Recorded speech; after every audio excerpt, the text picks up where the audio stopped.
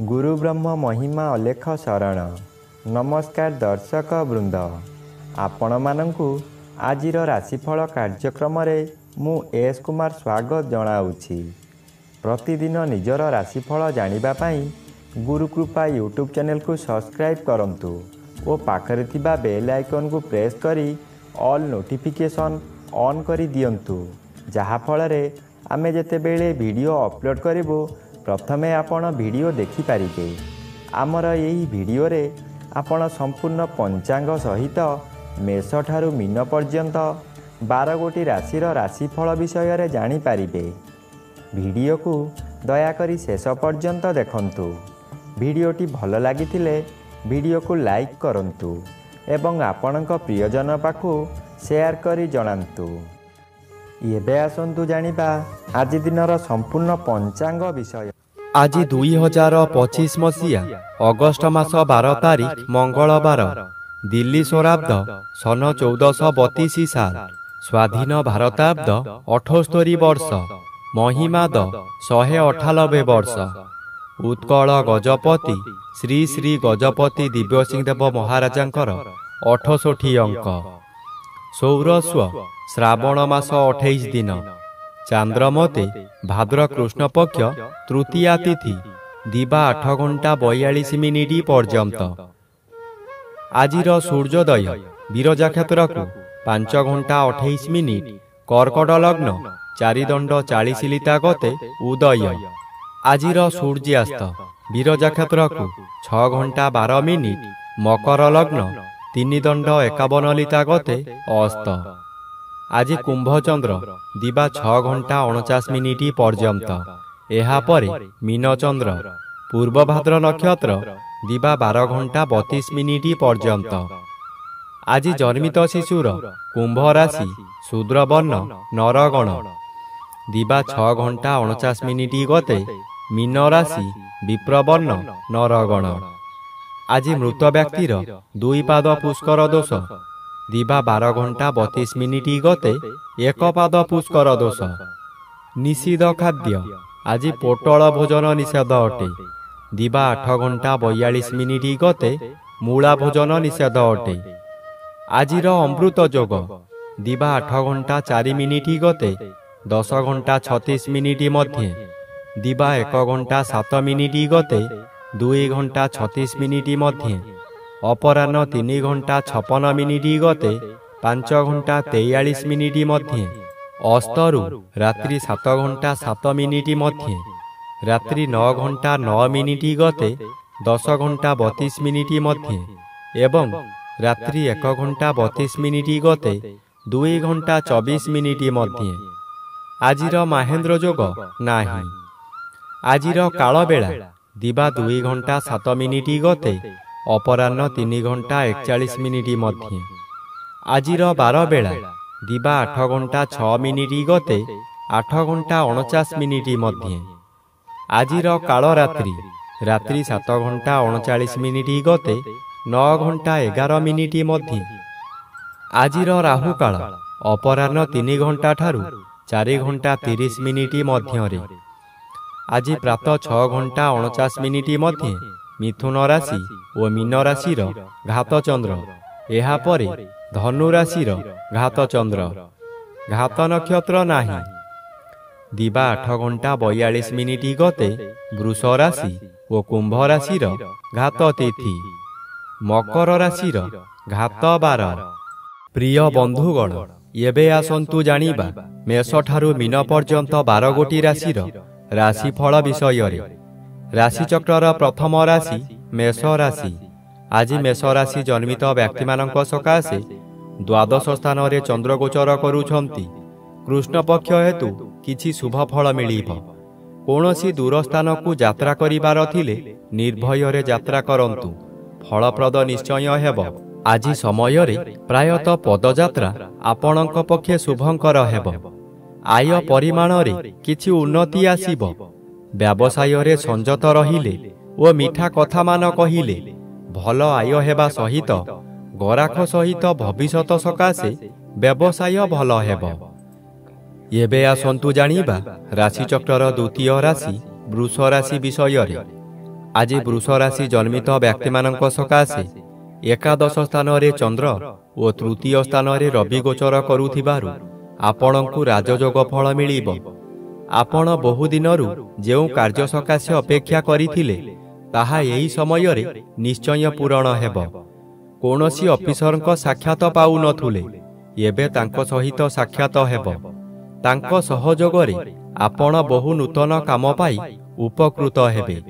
ନୂତନ ଅଳଙ୍କାର ବ୍ୟବହାର କରିବେ। ପରିବାର ଆପଣଙ୍କୁ ସପୋର୍ଟ କରିବ।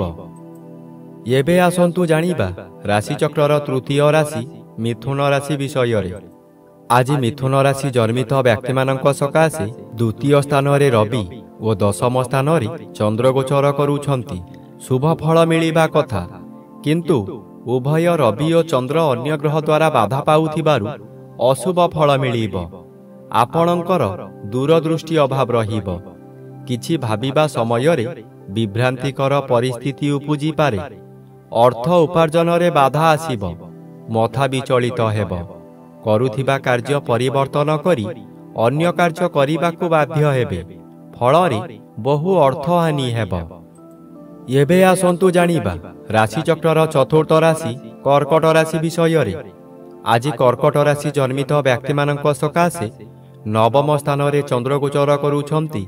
ଅଶୁଭ ଫଳ ପ୍ରଦାନ କରିବେ। ପିତୃପୀଡ଼ା ଗୁରୁଜନ ପୀଡ଼ା ଦେଖାଦେବ। ଯେଉଁଆଡ଼େ ଯିବେ ଆପଣଙ୍କୁ ଲୋକମାନେ ପରିହାସ କରିବେ। ଯେଉଁ ଲୋକ ଆପଣଙ୍କୁ ସମ୍ମାନ ଦେଉଥିଲେ ସେହି ଲୋକମାନେ ପରିହାସ କରିବେ।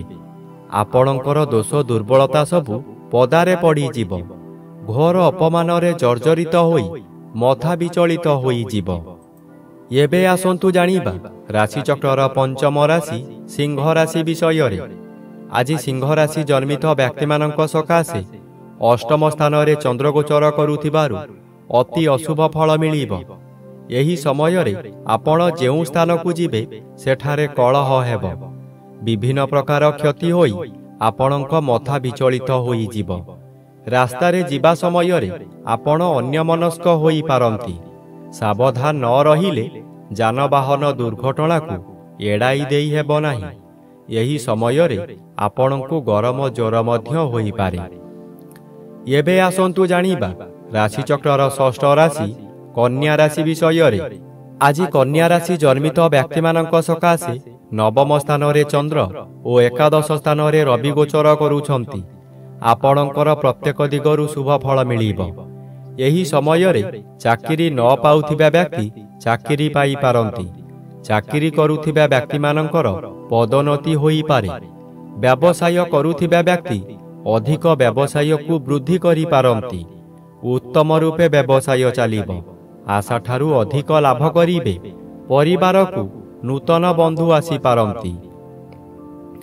ଏବେ ଆସନ୍ତୁ ଜାଣିବା ରାଶିଚକ୍ରର ସପ୍ତମ ରାଶି ତୁଳା ରାଶି ବିଷୟରେ। ଆଜି ତୁଳା ରାଶି ଜନ୍ମିତ ବ୍ୟକ୍ତିମାନଙ୍କ ସକାଶେ ଷଷ୍ଠ ଚନ୍ଦ୍ର ଅନ୍ୟ ଗ୍ରହ ଦ୍ୱାରା ବାଧା ପାଉଥିବାରୁ ଶୁଭ ଫଳ ବଦଳରେ ଅଶୁଭ ଫଳ ମିଳିବ। ଏହି ସମୟରେ ଶତ୍ରୁମାନେ ଦୂରରେ ରହି ଗୁପ୍ତରେ ଆକ୍ରମଣ କରିବେ। ଆପଣ ତାହା ନ ଜାଣି ବିଶ୍ୱାସ କରି ବହୁ ହଇରାଣ ହେବେ। ବ୍ୟବସାୟ କ୍ଷେତ୍ରରେ ଏପରି କରିବେ ଯାହାକି ଆପଣ ଯେତେ ଚେଷ୍ଟା କଲେ ମଧ୍ୟ ଲାଭବାନ ହୋଇପାରିବେ ନାହିଁ।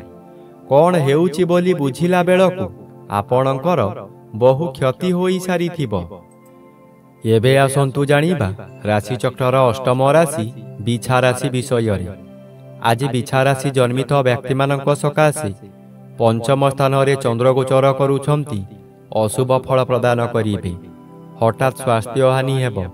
କୌଣସି ଗୋଟାଏ କାମ କରିବାର ସମୟ ନିର୍ଦ୍ଧାରିତ ହୋଇସାରିଥିବ, କିନ୍ତୁ ଆପଣଙ୍କ ଶରୀର ଅସୁସ୍ଥ ହେବା କାରଣରୁ ଆପଣ କଥା ଦେଇ କଥା ରଖିପାରିବେ ନାହିଁ। ମନରେ ଦୁଃଖ ଯନ୍ତ୍ରଣା ଭୋଗିବେ। ମନରେ ଦୁଶ୍ଚିନ୍ତା ବଢ଼ିଯିବାରୁ ରୋଗ ମାଡ଼ି ବସିବ। ବହୁ କଷ୍ଟ ଭୋଗିବେ। ଏହି ସମୟରେ କେଉଁଠାରୁ ବଡ଼ ଦୁଃଖ ଖବର ପାଇ ବୋଝ ଉପରେ ଲଳିତା ବିଡ଼ା ସଦୃଶ୍ୟ ହେବ।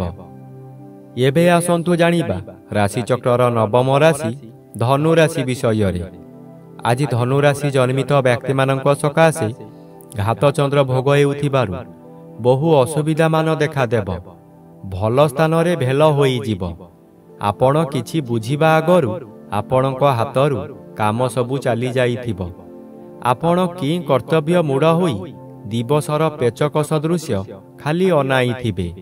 ମଥା ଗରମ ରହିବ। କାହାକୁ କ'ଣ କହିବେ ଠିକ୍ ରହିବ ନାହିଁ। ନିଜ ଲୋକମାନେ ଶତ୍ରୁ ପାଲଟି ଯିବେ। ମାନସିକ ଦୁର୍ଘଟଣା ବୃଦ୍ଧି ହେବ। ରାସ୍ତା ଦୁର୍ଘଟଣା ମଧ୍ୟ ହୋଇପାରେ। ଏବେ ଆସନ୍ତୁ ଜାଣିବା ରାଶିଚକ୍ରର ଦଶମ ରାଶି ମକର ରାଶି ବିଷୟରେ। ଆଜି ମକର ରାଶି ଜନ୍ମିତ ବ୍ୟକ୍ତିମାନଙ୍କ ସକାଶେ ଘାତବାର ଅଶୁଭ ଓ ତୃତୀୟ ଚନ୍ଦ୍ର ଅନ୍ୟ ଗ୍ରହ ଦ୍ୱାରା ବାଧା ପାଉଥିବାରୁ ଅଶୁଭ ଫଳ ମିଳିବ।